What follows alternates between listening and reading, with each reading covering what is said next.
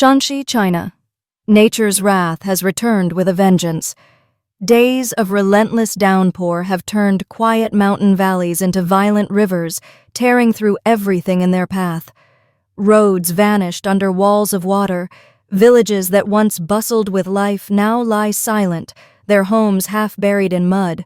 Drone footage captured entire bridges twisting like paper under the sheer force of the torrents. In the heart of the chaos, only the thunder of collapsing hillsides broke the eerie silence that followed each wave. Across Shanxi, the landscape itself seemed to fracture.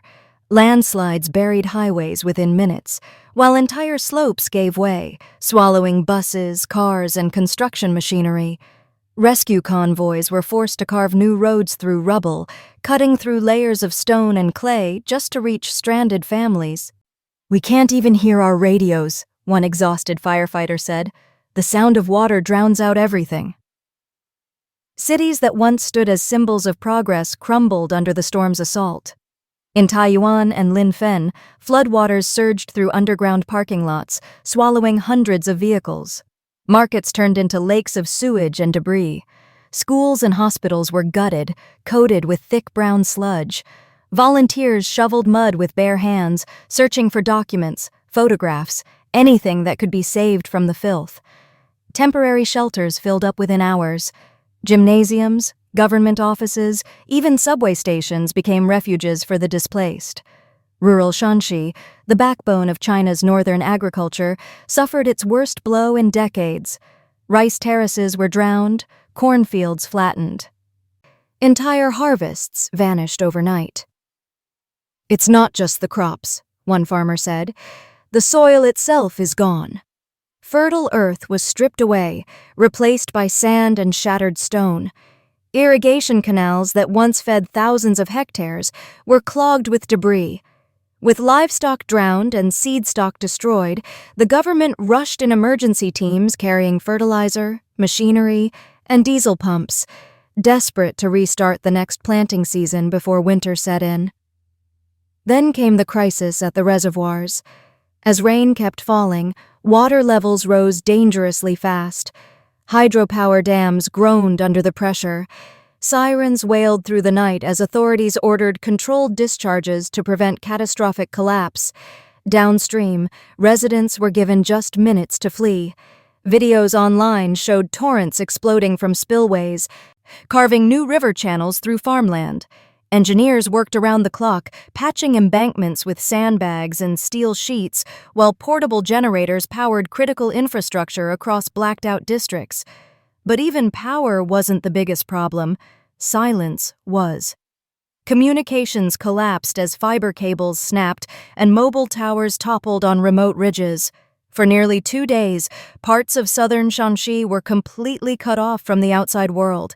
Helicopters were dispatched to drop supplies and rescue the trapped. The government response unfolded like a military operation: bulldozers clearing silted roads, convoys ferrying medicine and fuel, assessment teams marking each destroyed bridge with red flags. Recovery came not through orders but through unity. Municipal workers, soldiers, and villagers labored side by side, clearing streets and pumping floodwater. Volunteers handed out food, warm clothes, and medicine. In some towns, residents formed human chains to pass relief supplies across knee-deep mud. Despite exhaustion, there was resilience, a collective determination not to be broken again. Experts now warn that Shaanxi's ordeal is a glimpse of China's future, a warning written in water.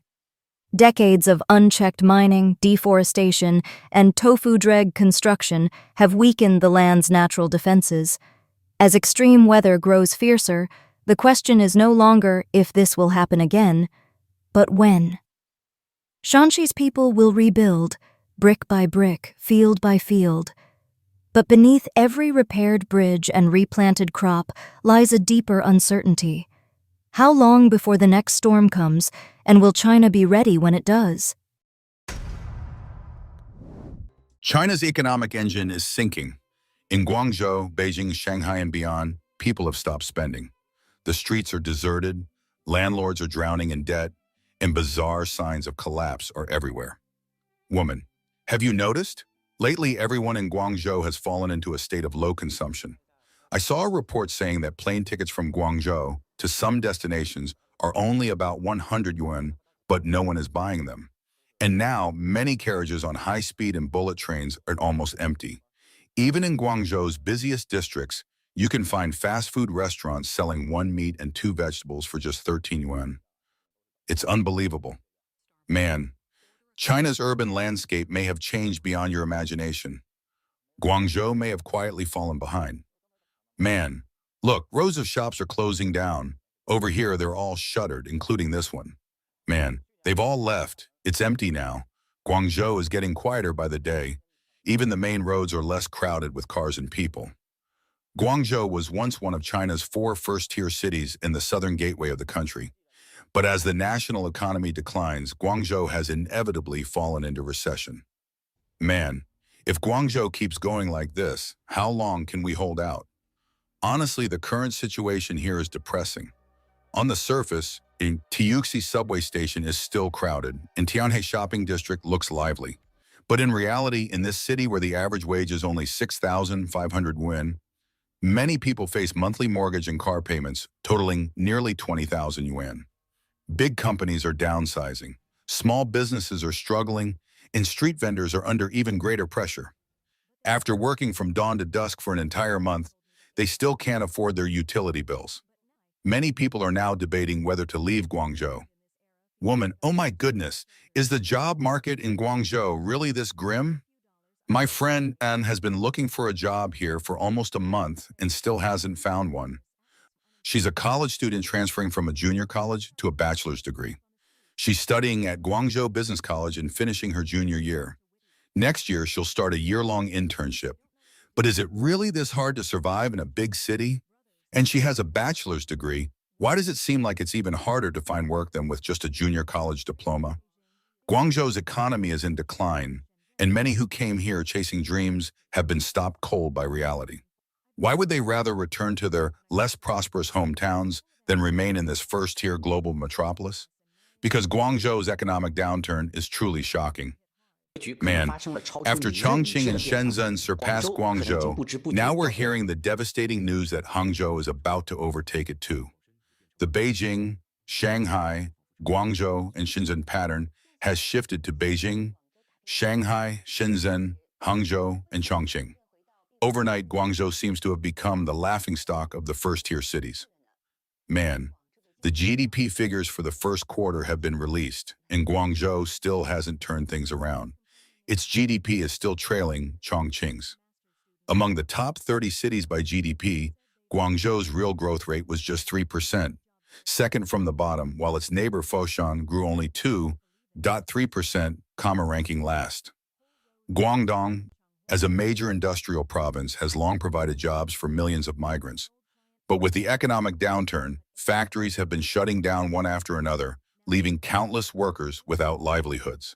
A blogger recently shared the plight of factory owners in Guangdong. Man, I just came back from visiting the markets in Zhejiang and Guangdong. The situation is terrible. It's a debt crisis. Everyone is stuck with unsold goods and their value keeps falling. Many already have bank loans tied up in their businesses. If this continues, prices of raw materials will keep dropping. It'll become harder to collect payments, and the capital chain will break. This will trigger a massive wave of bankruptcies. With less money in hand, people are forced to constantly increase income and cut expenses, living frugally. A blogger live-streamed Guangzhou's bustling Shaanxi pedestrian street, but the scene was strikingly depressing. Man, trousers are 79 yuan for two, denim shorts are 55 yuan for two, 30 yuan for one, 50 yuan for two. Look at that second-floor building across the street. All the shops have vacated it. It used to be a seafood buffet called Palace Banquet, but now it's empty. This place used to be incredibly lively. A man described Guangzhou's economic situation this year. Walking down Shanxi Commercial Street, you'll notice that this once bustling area is now lined with shops showing vacant for sale signs. It used to be full of people, but now it's almost deserted. It's truly desolate. This isn't just a business downturn. It shows the broader economic environment's impact on the real estate market. Many small businesses are failing and closing one after another. Large companies are laying off employees and cutting salaries just to survive. Guangzhou residents may still appear to live in a bustling, prosperous city, but those familiar with the situation have summed it up differently. Man, some people are still gritting their teeth to pay their mortgages. The pressure is unimaginable. Prices are skyrocketing. A trip to the supermarket costs no less than 200 yuan. Vegetables are sometimes more expensive than meat. Besides basic living expenses, the mortgage is like a mountain, suffocating us. Children's tutoring, clothes, insurance, property management fees, all these add to already tight finances. Man, many delivery drivers have no orders and taxi drivers are driving empty, while hotels are fully booked every day. Crowds of job seekers are staying in hotels, waiting for work. Office buildings in Tianhe, Huangpu, and UXU districts are vacant, and white-collar workers in Zhujiang Newtown can't even afford pork knuckle rice. On the other hand, Guangzhou has received at least hundreds of thousands of applications for immigration this year. Guangdong has also seen an influx of Hong Kong residents, suggesting that those with the means are choosing to leave. It seems Guangzhou residents can no longer stay, and those who can are trying to move abroad. Guangzhou's economy continues to decline, severely affecting employment. The job market in Guangzhou is grim. Specifically, there are too many job seekers for too few openings. For every one job, dozens of people are competing. Many cannot find stable work, sometimes working a single day and then staying idle for a week. Woman. Without outsiders coming to Guangzhou, we landlords would be starving. Money is so hard to make here and jobs are so hard to find. Woman bum. Renting out apartments in Guangzhou this year is incredibly difficult. The vacancy rate is extremely high and I don't know why. As a landlord with 50,000 properties in Guangzhou, I've experienced this firsthand this year. It's truly tough. Woman, housing is a basic necessity, part of food, clothing, shelter, and transportation, right? So everything else is optional. If housing is already this difficult, imagine how hard it is for other industries. A man pointed out several strange phenomena in Guangzhou in 2025. First, in groups and on WeChat moments, no one talks about promotions, salary increases, or job changes anymore. It used to be all about complaints of working overtime and wanting to quit, change jobs, or get a raise. This year, that's all gone. Everyone just says, I need to work overtime. Second, it's food safety. So many people in Guangzhou bring their own lunch to work. Third, secondhand properties simply aren't selling. He added, fourth, many shopping malls in Guangzhou have closed, like the Yonghui supermarket at Baishan Plaza and the Walmart at Guangzhou Newport. They used to be packed, but now they shut down overnight. Fifth, Guangzhou's office buildings are sitting unrented. Sixth, food delivery and taxi services are incredibly fast, even at peak hours. Seventh, I receive several calls from loan companies every day. When I see an unfamiliar number, I don't know whether to answer. Bloggers analyze Guangzhou's economy. Beijing leads in capital due to central enterprise headquarters, followed by Shanghai and Shenzhen. Beijing's fiscal revenue reached 26 trillion yuan, Shanghai 23 trillion, and Shenzhen 14.16 trillion. Guangzhou, however, had only 9.2 trillion, far behind Shenzhen.